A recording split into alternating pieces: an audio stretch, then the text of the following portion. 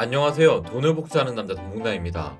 FOMC 회의 이후로 급락이 나오지 않아 안도가 되면서도 그 이후로 또 엄청난 급등 또한 나오지 않아서 실망스러운 감정이 느껴질 수 있는 장세입니다. 여러분들이 지금 시점에서 가장 궁금한 부분은 크게 두 가지가 될 것 같습니다.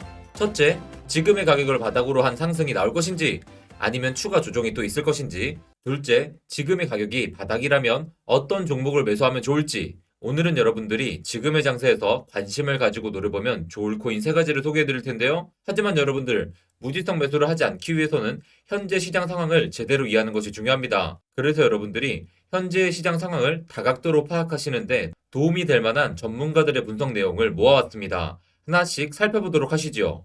크립토컨트의 분석과 에드리스의 분석 내용입니다. 스테이블 코인의 유입률을 시간대별 막대 그래프를 사용하여 보여주고 있습니다. 지난 5월 21일 대하락 때 유입된 스테이블 코인의 양만큼 현재 거래소 내로 유입된 것을 볼 수 있는데요. 스테이블 코인의 유입으로 탄알이 증가했다는 것을 알 수 있지만 아직 방아쇠를 당긴 것으로 보이지 않습니다. 방아쇠를 당기기 위해서는 무엇인가 계기가 필요한데 매수의 움직임을 위한 계기가 만족되는 것으로는 보이지 않습니다. 단순히 스테이블 코인의 유입률만으로 알 수 있는 내용에는 한계가 있기 때문에 에드리스는 SSR을 활용한 보조지표를 추가적으로 사용합니다. SSR 지표는 스테이블 코인 공급 비율 지표입니다. 보시는 것과 같이 SSR을 사용하여 7일 이동평균선과 28일 이동평균선의 크로스를 확인하며 매수 또는 매도의 힘의 증가를 확인하고 있습니다. 7월부터 보조지표를 사용한 결과 약간의 딜레이가 있었지만 예측을 해냈는데요. 여기 보이시는 1번 화살표가 가리키는 초록색 원을 보시면 7일선이 28일선 위로 올라가는 크로스가 발생했습니다. 그 결과 매수세가 강해지고 가격이 상승으로 이어졌는데요. 여기 보이시는 2번 화살표 빨간색 원에서는 7일선이 28일선 아래로 내려가는 크로스가 발생했습니다. 그리고 다시 비트코인의 가격은 하락했네요. 3번 화살표의 초록색 원에서는 다시 한번 크로스가 발생 후 비트코인의 상승으로 이어졌습니다. 4번 화살표의 빨간색 원의 크로스 후에는 7일선이 28일선 아래로 내려갔기 때문에 다시 가격이 하락했습니다.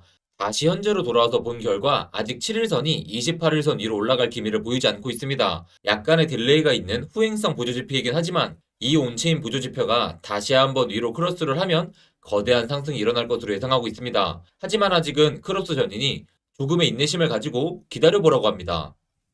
다음은 글래스노드 온체인 데이터에서 볼 수 있는 스마트머니 갭 지표입니다. 온체인 애널리스트인 빈키 폰다로스의 분석 내용인데요. 지표의 초록색 선은 스마트머니의 비트코인 보유량을 나타냅니다.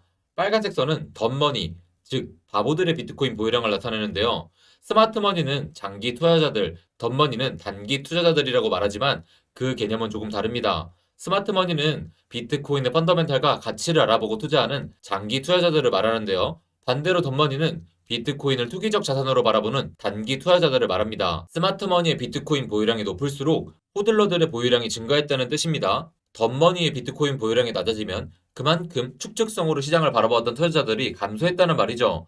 현재 스마트머니와 덤머니의 비트코인 보유량 갭이 950만 개로 역사상 가장 큰 갭을 보여주고 있습니다. 역사적으로 스마트머니 갭이 가장 클 때 저점을 형성한 후 불장의 시작을 알리곤 했는데요. 과거 데이터를 바탕으로 빈키 폰다로사는 스마트머니 갭이 가장 크게 벌어진 지금 자신은 상승에 베팅할 것이라고 분석했습니다. 상당히 논리적인 분석입니다. 저도 이 친구의 의견에 찬성표를 던질게요. 다음 보실 분석가는 필립 스위프트입니다. 필립은 로긴투 비트코인의 창시자로 유명한 사람입니다. 1년 이상 호들러 웨이브를 분석해보면 가격이 하락할 때 오히려 호들러들의 비중은 증가했다고 말하고 있습니다. 호들러가 증가했다는 것은 가격 하락에도 불구하고 1년 이상의 장기 보유자들은 비트코인을 팔지 않고 지갑에 보유 중이었다는 뜻으로 해석할 수 있습니다.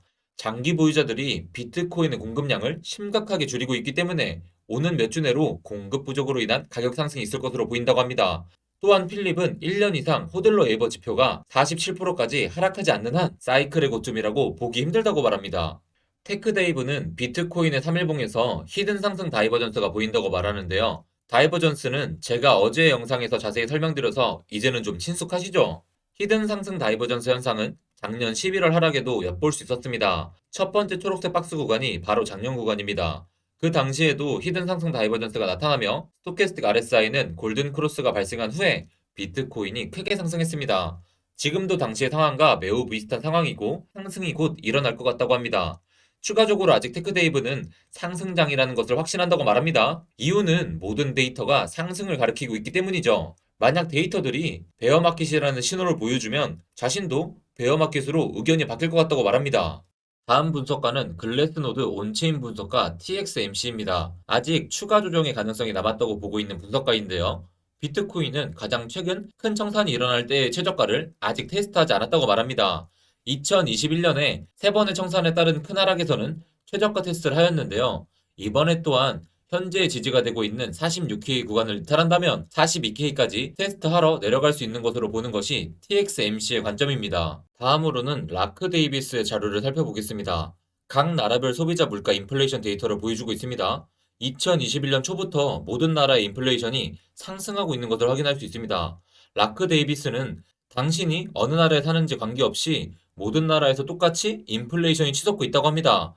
또한 주머니 속에 있는 종이 플라스틱 화폐가 급속하게 평가절하되고 있다고 하는데요. 인플레이션에 의해 현금의 가치가 급격하게 떨어지는 상황 속에서 비트코인에 투자하는 이유를 찾고 있는 것입니다. 돈패밀리 여러분들 어떻게 생각하시나요?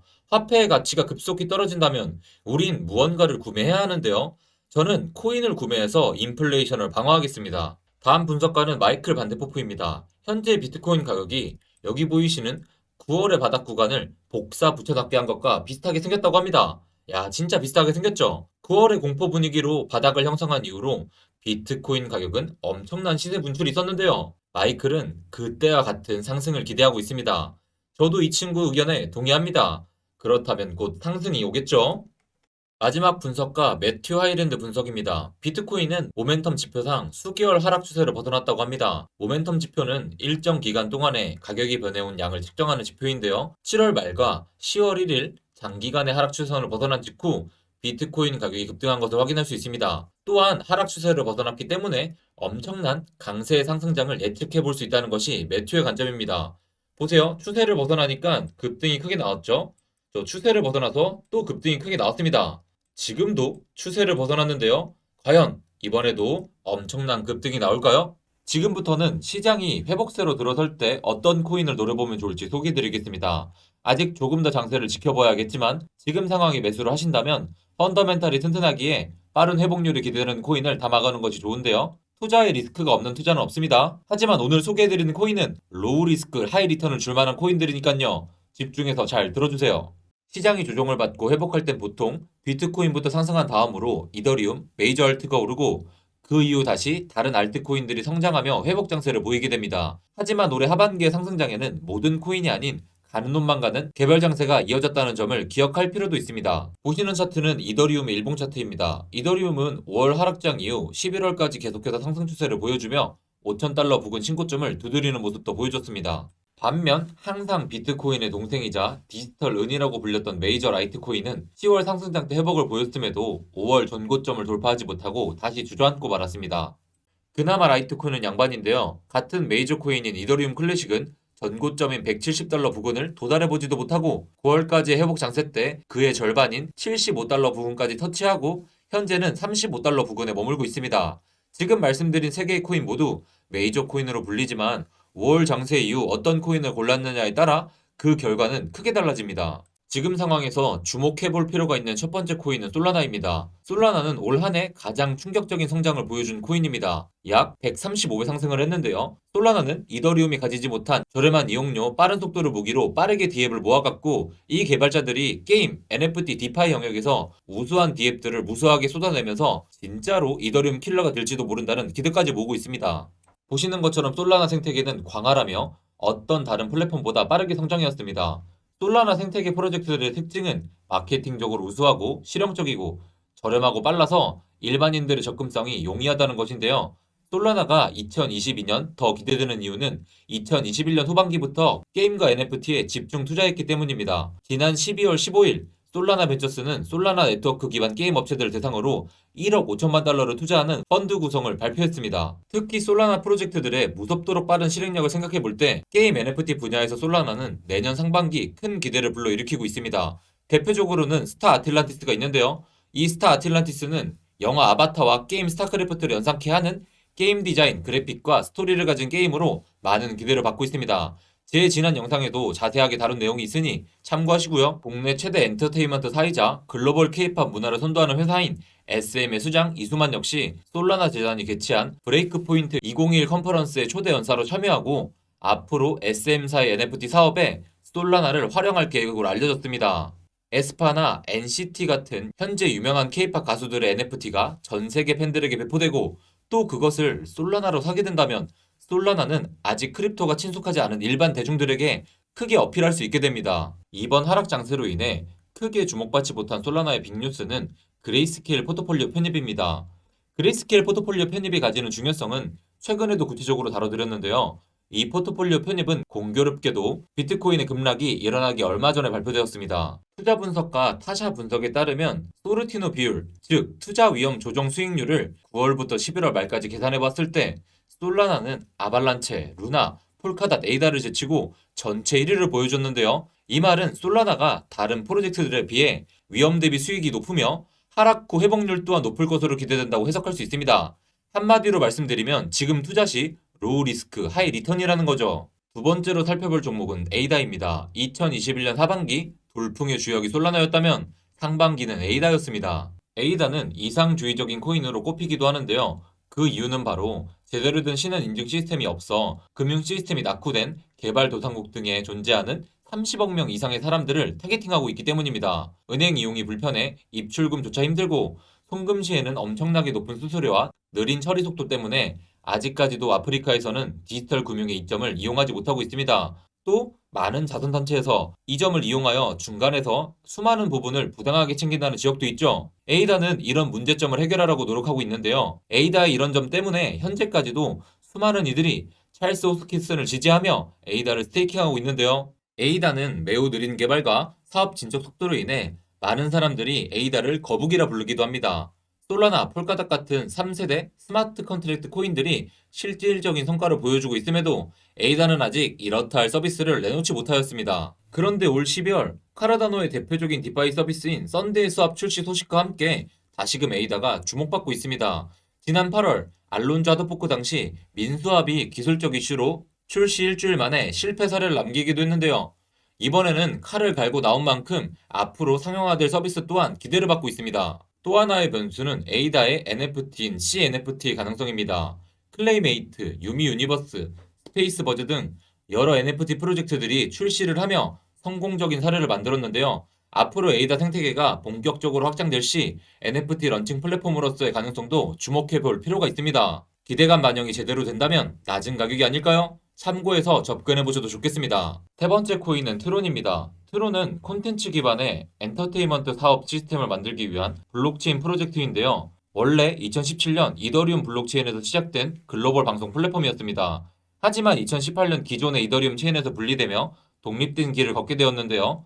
트론의 목표는 애플의 앱스토어나 페이스북, 유튜브 등 개발자나 광고주들이 중개업자 없이 사용자들과 직접 거래함으로써 수수료를 대폭 절감할 수 있는 엔터테인먼트 시스템을 구축하는 것입니다. 트론의 대표 저스틴 선은 찰스 호스킨스만큼 두터운 팬층을 보유하고 있습니다. 저스틴은 알리바바 마윈의 제자로도 잘 알려져 있는데요. 중국 최대 채굴회사의 오너이자 비트코인 캐시의 아버지로 불리는 우지안과도 두터운 친분을 가지고 있다고 합니다. 1000만 명 이상의 사용자를 보유한 유명 오디오 SNS의 페이워의 창립자이기도 하죠. 저스틴 선은 자신이 설립한 페이워 앱에 트론을 결합시켜 사용자들이 자유롭게 콘텐츠를 제작 및 배포하고 수익을 창출할 수 있도록 하였습니다. 트론이 앞으로 기대되는 이유는 저스틴 선 특유의 사업 수완으로 공격적인 파트너십이 기대된다는 점입니다. 최근에는 소니 인터랙티브 엔터테인먼트와 파트너십을 맺으며 트론 블록체인으로 소니 게임 내 구매 아이템 거래 및 NFT를 보유하도록 할 것이라고 발표했습니다.